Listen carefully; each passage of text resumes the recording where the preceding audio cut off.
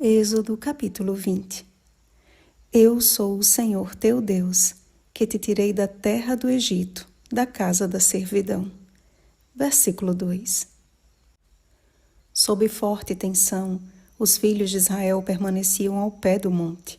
Enquanto o Sinai fumegava e tremia, seus corações foram tomados por grande temor. Do alto, ouviram soar as palavras de Deus, como o som de trovões e relâmpagos. Ao abrir o seu discurso com o Decálogo, o Senhor declarou o que seria a Constituição Federal de sua nação eleita, o seu caráter revelado ao mundo. Vimos que antes mesmo de promulgar os 10 mandamentos, ele já havia provado a fidelidade de Israel através da observância ao mandamento do sábado. E as pragas derramadas sobre o Egito, desafiando os deuses falsos daquela nação, deixou bem claro de que o Senhor é o Deus supremo e o grande rei acima de todos os deuses. Salmo 95, versículo 3. Ou seja, o que o Senhor promulgou no Sinai sempre existiu, como está escrito. As tuas palavras são em tudo verdade desde o princípio, e cada um dos teus justos juízos dura para sempre. Salmo 119, versículo 160. O soberano tutor de Israel precisava educar o seu instável filho. Por anos, o povo havia esquecido as palavras do Senhor, e o jugo da escravidão o tornou cada vez mais incrédulo. Unindo-se à idolatria do Egito, apegaram-se aos seus costumes pagãos, e não fosse a sua condição de cativos, certamente escolheriam permanecer naquela terra. A hostilidade de Faraó e a pesada mão de seus algozes fizeram com que se aproximassem de Deus e dessem ouvidos às suas palavras. No cenário do Sinai, Deus escreveu a carta de alforria dos filhos de Israel, e a lei que haviam esquecido foi introduzida pelo Deus que os libertou. A lei da liberdade, Tiago capítulo 2, versículo 12, inaugurou o surgimento da nação de Israel, símbolo eterno da aliança do Senhor com o Israel espiritual de todos os tempos. Quão profunda e intensa é a revelação do caráter de Deus nestes 10 preceitos.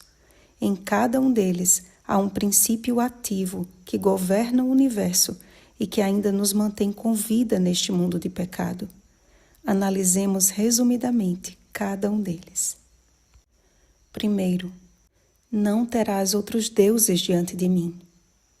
O Senhor é o único Deus verdadeiro, portanto, é Ele que rege e que sustenta o universo. Antes de mim, Deus nenhum se formou, e depois de mim, nenhum haverá. Isaías capítulo 43, versículo 10. Segundo, não farás para ti imagem de escultura, nem semelhança alguma do que há em cima nos céus, nem debaixo da terra, nem nas águas debaixo da terra. Não as adorarás, nem lhes darás culto, porque eu sou o Senhor teu Deus, Deus zeloso, que visito a iniquidade dos pais nos filhos, até a 3ª e 4ª geração daqueles que me aborrecem. E faço misericórdia até 1000 gerações daqueles que me amam e guardam os meus mandamentos. A verdadeira adoração consiste em depositarmos a nossa fé somente em Deus. Nenhum objeto ou ser vivente pode substituir o lugar que só a Deus pertence. Os ídolos são como um espantalho em pipinal e não podem falar. Jeremias capítulo 10, versículo 5. Terceiro, não tomarás o nome do Senhor teu Deus em vão, porque o Senhor não terá por inocente o que tomar o seu nome em vão. O nome de Deus está diretamente associado ao que Ele é. Por isso que somente Jesus herdou o mais excelente nome, Hebreus capítulo 1, versículo 4, por ter sido a encarnação perfeita do Eu Sou. Desonramos o nome de Deus todas as vezes que agimos por conta própria. Cristo em nós é o segredo da verdadeira obediência. Quarto, lembra-te do dia de sábado para o santificar. 6 dias trabalharás e farás toda a tua obra, mas o 7º dia é o sábado do Senhor teu Deus. Não farás nenhum trabalho, nem tu, nem teu filho, nem tua filha, nem teu servo, nem tua serva, nem o teu animal, nem o forasteiro das tuas portas para dentro. Porque em 6 dias fez o Senhor os céus, a terra, o mar e tudo o que neles há, e ao 7º dia descansou. Por isso o Senhor abençoou o dia de sábado e o santificou. Estabelecido na criação, o sábado havia sido esquecido pela humanidade. Deus precisava restabelecer o seu dia para descanso, santificação e bênção em favor de seu povo.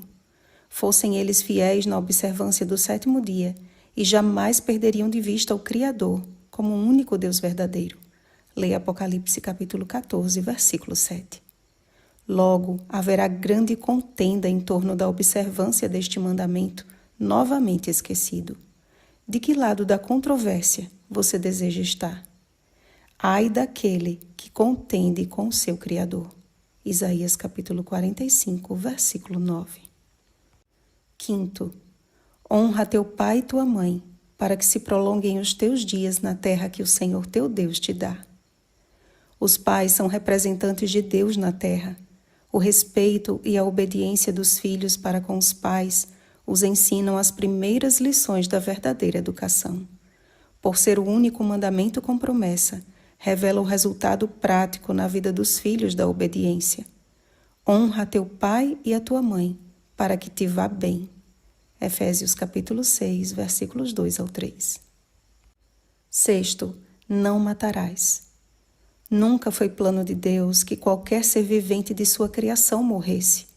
Com a entrada do pecado no mundo, porém, a primeira folha a cair no chão revelou o seu salário fatal. Leia Romanos capítulo 6, versículo 23. Este mandamento nos lembra de que Deus é o doador da vida e que em breve Ele destruirá o último inimigo, a morte. 1 Coríntios capítulo 15, versículo 26.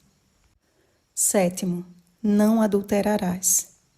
O matrimônio entre um homem e uma mulher é um dos símbolos da aliança do Senhor com a sua igreja e, semelhante ao sábado, também foi estabelecido na criação antes do pecado. E assim como Deus permanece fiel, os cônjuges devem ser fiéis um ao outro. Disso depende a felicidade, a permanência do casamento e a estabilidade da família. Digno de honra entre todos seja o matrimônio, bem como o leito sem mácula, porque Deus julgará os impuros e adúlteros. Hebreus capítulo 13, versículo 4. Oitavo, não furtarás. Não precisa ser cristão para saber que roubar é errado. Ninguém gosta de ser roubado, nem o próprio ladrão gosta. Precisamos ser mais zelosos quanto à observância deste mandamento. Ele pode ser mais amplo do que imaginamos. Leia Malaquias capítulo 3, versículo 10. Nono, não dirás falso testemunho contra o teu próximo. Deus nos criou para o relacionamento com Ele e uns com os outros. E todo aquele que deseja entrar na cidade de Deus pelas portas precisa aprender a viver bem em comunidade aqui. Como embaixadores da verdade, nossos lábios devem sempre declarar a verdade e nada mais do que a verdade, pois Deus abomina o que semeia contendas entre irmãos. Provérbios capítulo 6, versículo 19. E décimo, não cobiçarás a casa do teu próximo, não cobiçarás a mulher do teu próximo, nem o seu servo, nem a sua serva, nem o seu boi, nem o seu jumento, nem coisa alguma que pertença ao teu próximo. Quando o anjo de luz resolveu quebrar o 10º mandamento com o desejo de quebrar o primeiro, sua rebelião iniciou o grande conflito que se estende até nós hoje. A cobiça é uma ferida aberta que corrói todo o corpo à medida que avança em seus propósitos egoístas. Um filho do reino só está protegido deste mal se estiver disposto a aprender como o apóstolo Paulo. Aprendi a viver contente em toda e qualquer situação. Filipenses capítulo 4, versículo 11. Confrontados por seus pecados, os filhos de Israel sentiram o peso da culpa e a sensação de morte. Como num espelho, Tiago capítulo 1, versículos 23 e 24.